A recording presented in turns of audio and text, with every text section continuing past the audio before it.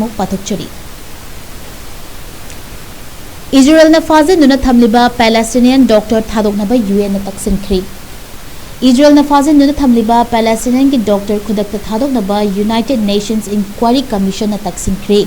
Gaza ki Kamal Adwan Hospital da Director Oiramba Chahi Yankainithoi Shuraba Hussam Abu Safiyabu Israel na makhoi ki kaishum sangda Thatara Nipan Hena Maral Amata Fongduktana Thamlakhibani.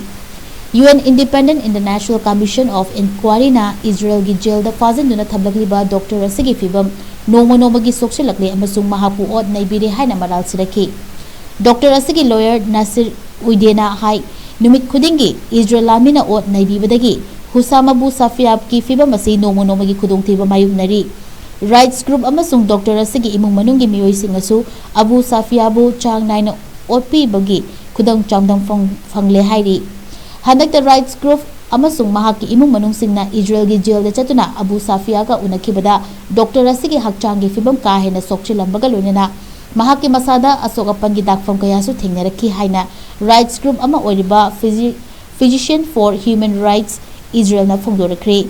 Haukiba thada Dr. Abu Safiya na Israel gi kota puthokpagi saktam video link ta thagalakchungai gi mamangda mahaki masa yamna sokchinbagi saktam sing ukhibada natana mayangsu yamna kangna ukhi hairi.